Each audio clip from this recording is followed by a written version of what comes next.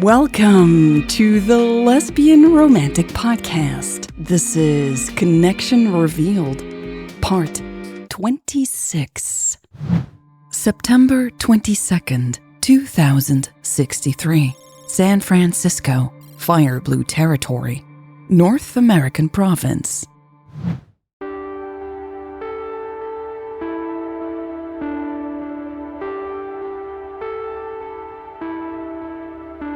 Eleanor Lucas's office was a fascinating place, particularly the wall of books that kept drawing Jade's attention. Jade owned only a single paper book, having inherited it. Unconsciously, she ran her fingers along the wedding ring on her finger. "You said you have valuable information?" Eleanor Lucas said. Jade's eyes snapped back to the fire blue president. "I do," she said, trying to regain her focus. "I want my..." She stopped. As much as she wanted to, she couldn't bring herself to call Michelle her girlfriend. It was as if the word had grown too heavy and wouldn't pass her lips. Jade felt a sense of panic swell inside her chest. "Help me understand," Lucas said, leaning forward. Her gray eyes were kind and patient. Jade shifted in her seat. "Understand what?" "Why you feel like you can't talk without Michelle Becker here," Lucas explained. She placed her hands on her desk. "Did she threaten you?" "No," Jade immediately replied, frowning. "Of course not." "That's what she does, you know," Lucas continued. "She threatens people." "I know that," Jade bristled, straightening her back. For some reason, she felt the need to add, "But I'm not scared of her." She stopped herself from saying, "Things are different between Michelle and me." "Right," Lucas replied, raising her eyebrows. "She's a dangerous woman. Ruthless." Jade met Lucas's eyes. "She says the same about you, you know." Smiling, Lucas nodded. "Of course she does." The rebel leader chuckled and seemed lost in thought for a moment. Jade couldn't help but study Lucas as silence descended between them. Lucas was studying the wall of books, and Jade noticed that the president looked a little less composed than she had in the forest. It was hard to stay angry at Eleanor Lucas this way. "I'm not scared of you either," Jade blurted out, feeling a little silly. Lucas's eyes met Jade's. "I know you're not scared of me. That's what I like about you." Jade tilted her head. "You don't know me." "I don't," Lucas replied. She raised her hands in surrender. "But I see something in you that I know all too well." "What is that?" Jade asked, crossing her arms. "Let's just say I like your fierceness and passion," Lucas smiled. "But I'm also confused. I thought you'd be happy to get away from Becker. I had the impression she gets in the way of what you really want to do." "Is that so?" Jade remarked dryly, growing tired of Lucas demonizing Michelle every chance she got. Jade wasn't stupid. She knew there was some truth to it. But Michelle was more than just some devil haunting the rebels, wasn't she? Jade almost touched her lips, thinking of the kiss again. She pictured Michelle back in the cabin. She had seemed so upset when Jade had left. Why was that? Had the kiss rattled her as much as it had rattled Jade? Lucas sighed dramatically. "All right, I guess you've changed your mind and no longer have something to say. I left my lover in bed so I could talk to you, but I won't stay away from her any longer than necessary." Jade's lips parted in surprise. "Let's get you back to the safe house," Lucas said as she got to her feet. "Wait," Jade said. "There's something you should know." But before she could say more, there was a knock on the door. Elle looked up, annoyed. "Just a moment," she told the global scientist. "What is it?" she whispered when she found Carmen on the other side of the door. "You'd better step outside for a moment," Carmen whispered back. She was holding a big, fluffy blanket for some reason. Elle sighed and shut the door behind her. She was just about to start talking, she told her head of security. Becker escaped, Carmen hissed. What? Elle exclaimed, her head spinning. She escaped while going to the bathroom. Elle blinked a few times. Is this a joke? Unfortunately not, Carmen said, averting her gaze. They let her use the bathroom before taking her to the border against her will? Elle asked, incredulous. I know, Carmen said, rubbing the spot between her eyes. I know. What are we? Elle chuckled, but she felt more like crying than laughing. A band of idiots with weapons? In their defense, Carmen started, clearing her throat. You did? I did say they weren't prisoners, Elle said. Right. She took a deep breath to steady herself. Michelle Becker was now free to move around rebel territory. Where would she go? She didn't have a vehicle for the time being, so her progress would be slow. Still, Becker must have a plan. But what was it? I want everyone looking for her, Elle said. Send as many people as you can, but do it discreetly. I've already sent backup to the safe house, Carmen immediately replied, and we're setting up a perimeter around the area. Elle thought of Louise sleeping upstairs. What if they couldn't find Michelle in the next few hours? It was only a matter of time before someone leaked it to the press. Elle couldn't let Louise find out that way. She would have to talk to her and come clean, unless they found Becker soon. If you haven't found Becker by daylight, we go into lockdown, Elle ordered Carmen. Increase security around here until then. Of course, Carmen nodded. Elle blew out a breath. This is insane. Yeah, Carmen sighed. Elle couldn't help but feel like there was some blame directed toward her in that sigh. I'm going back in there, she said before her head of security could say more. Don't forget this, Carmen said, handing her the blanket. You asked for this. Elle looked at the brightly colored woolen blanket. Oh, right. Thanks.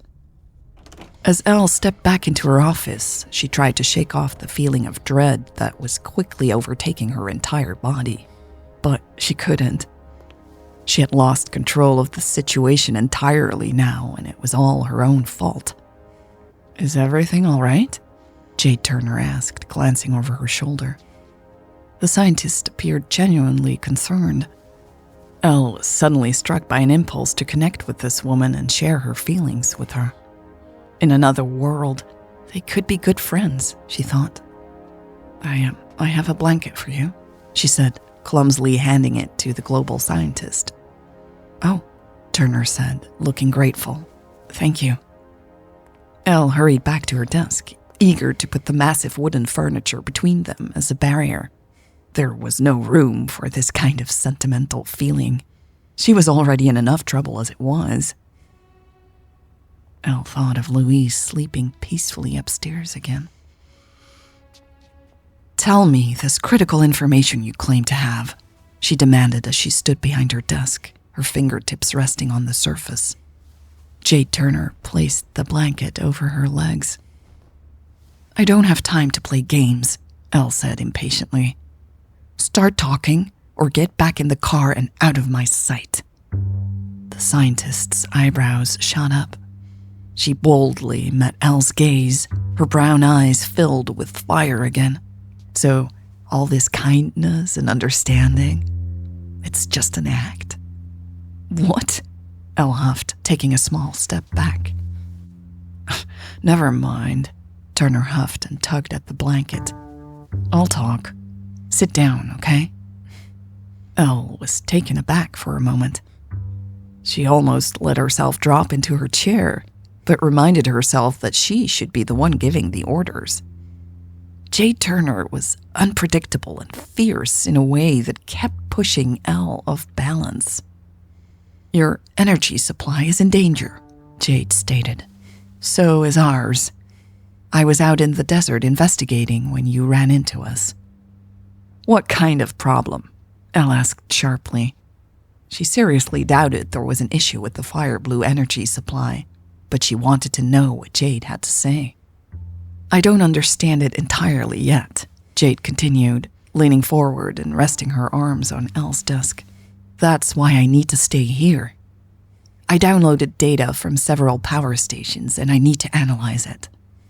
Elle glanced down at the scientist's hands on her desk. She didn't think anyone had ever had the audacity to come this close to her in this office. Except Louise, of course. She seated herself, wanting to reclaim the desk as her own. The global government wants me to stop investigating, Jade continued. If I go home, there is no way for me to continue my investigation. Elle frowned. Why is that? I have no idea, Jade said, shaking her head. They ordered me to stop, but I refused to comply. So I can't go home. I want to investigate the data further. Elle held Jade's gaze.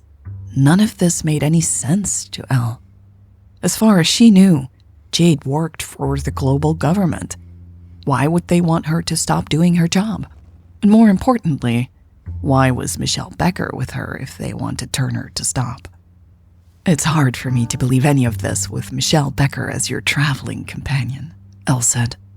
Look, Jade replied, leaning over the desk even further. I can work with one of your scientists. It's highly likely that your battery cells are experiencing the same issues. My government is going to have major problems on its hands very soon. Do not make the same mistake. Elle narrowed her eyes, displeased at being threatened.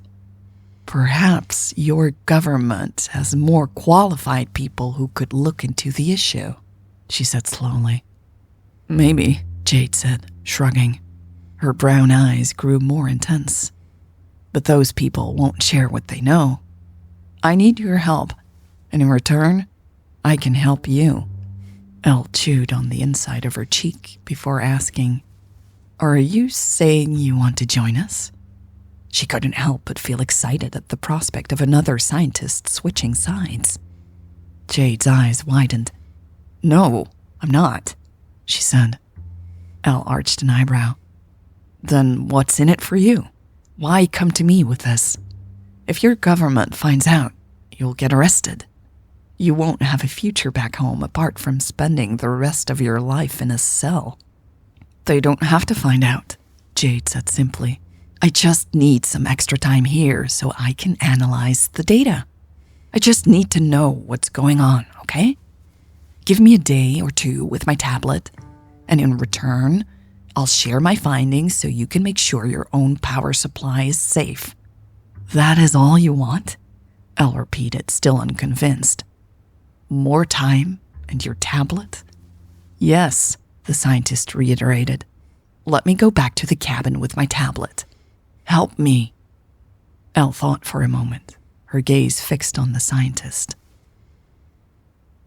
No, she then declared without much hesitation. She explained, Most of your story doesn't make sense. You claim your government wants to stop you, yet Michelle Becker is accompanying you, and she practically is the government. Jade's cheeks grew a little red. Michelle's not the government, she said. Why was Becker with you in that pod then? Elle asked. The scientist's cheeks grew even redder. She and I... Another knock on the door stopped her mid-sentence. Elle cursed inwardly, but the door opened before she could tell whoever was on the other side to wait for a moment. A familiar face with glistening dark hair and beautiful brown skin appeared. Elle's breath caught in shock. Madam President? Louise asked, overly serious. Can I have a moment? Elle rushed to her feet, her heart skipping beats. In the corner of her eye, she saw Jade Turner turn around to see who had interrupted their conversation.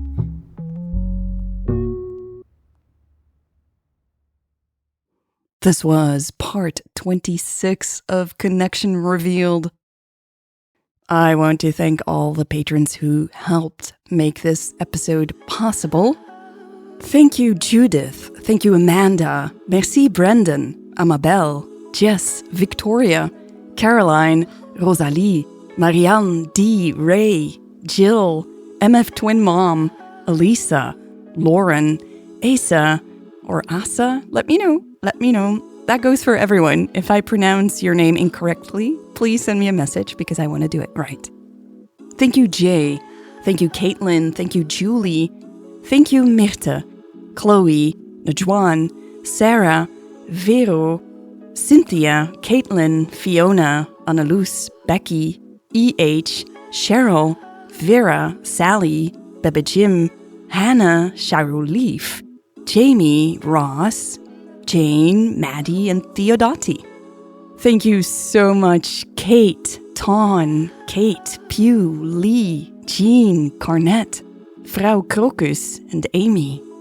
Thank you, Giovanna. Thank you, Kelsey. Thank you, Emily, T. Lynn, Canadian Cat, Jennifer, Jackie, Bonnie, and Carrie Ann.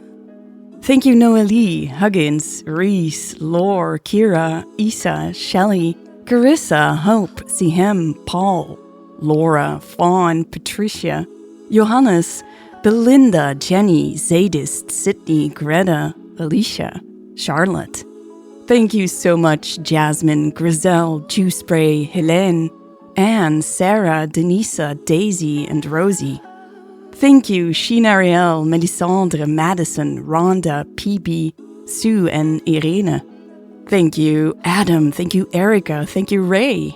Thank you, Nairi. Thank you, Reed. Thank you, Trinda, Bella, Jay, Bob, Heidi, Elle, Kat, Sven, Carla, Valerie, Bree, Matthias, Emily, The Dash, Ariana, M, Marie-Hélène, Ashley, Annie, Amber, and Delisa. Thank you all from the bottom of my heart. All right. If you too want to become a patron, you can go to lesbianromantic.com/support. If you do become a patron, you can listen to the next episode right now. Patrons always are one episode ahead. So go check it out, lesbianromantic.com/support. Thank you so much. That was it for this week. Thank you again for spending time with me, and I will see you soon.